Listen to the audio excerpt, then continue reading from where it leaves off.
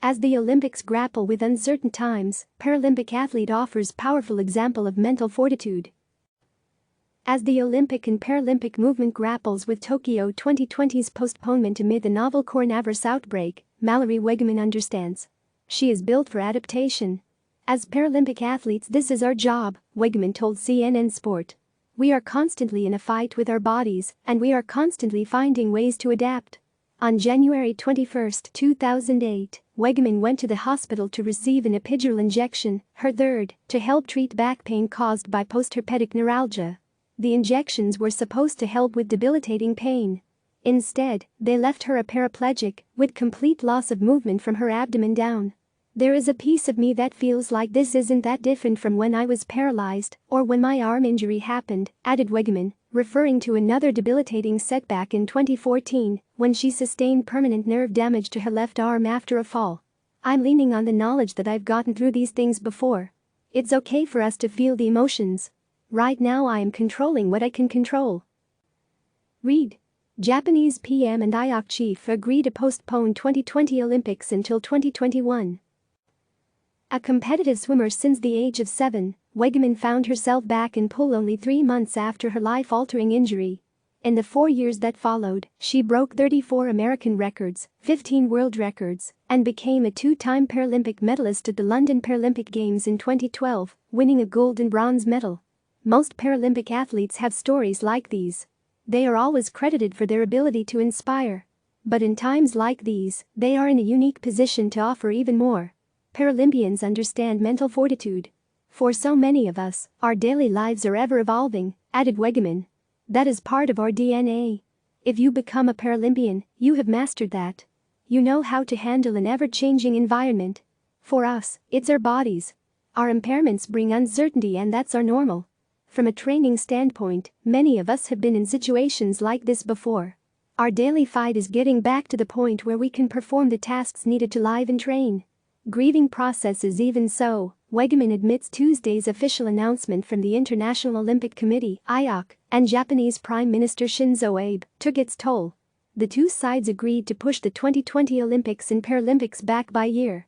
It's another devastating setback in a 7-year comeback she had been mounting since her last injury. It really is the best decision for the health and public safety of all. I think there will be a grieving process for many athletes, she added. While I am beyond grateful cancellation isn't on the table, and that decisions are being made to keep everyone safe and healthy, it still brings a level of heartbreak. After the coronavirus brought the sports world to a full stop in what felt like a matter of days, the decision to move forward with the 2020 Olympic and Paralympic Games in Tokyo was the last, and by far the largest looming question mark. IOC Thomas Bach offered a 4-week timetable to make a decision, but pressure from national governing bodies and many individual athletes forced answers sooner rather than later. There is still much we don't know about this novel virus, including the possibility of another surge that could result from a global coming together of 11,000 athletes from across the world. For thousands of athletes like Mallory, it's another bump in an Olympic road that began long ago. The emotions are mixed.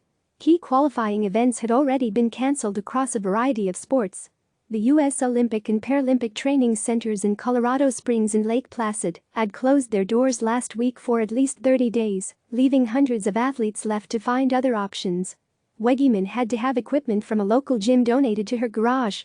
The recovery facilities which she depends on for recovery and the soft tissue work post-workout also were shuttered.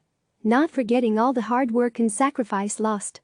I was with my coach and his family on Monday, March 16, and we were making a plan for when the pools would close. When I realized I didn't have a pool, I just broke. All of us have so many emotions wrapped up in this.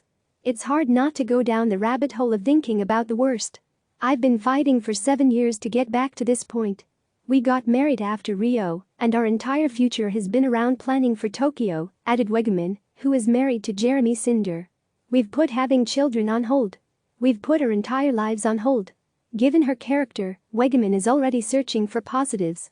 Obviously, whatever Tokyo looks like, we are 100% committed. In a perfect world, I would have loved to see them still happen safely. The Olympics and Paralympics could be what we need to bring the world together again, she said. As athletes, we are all in the same boat. Every single one of us is in this together. We've all committed a lot to this dream. After her arm injury in 2014, Weggemann fought like crazy to make it to the Rio Games, only to walk away without a medal. She was pulled out of the water for a year and a half, while she underwent 2 major surgeries in 2017 to remove muscles from her arms. Every day while she was bedridden, she never lost sight of her dream for Tokyo. She's been fighting for another shot at the Paralympic podium since she first sat atop the one in London back in 2012. Now the fight continues for another year. As Paralympians, this is when we shine.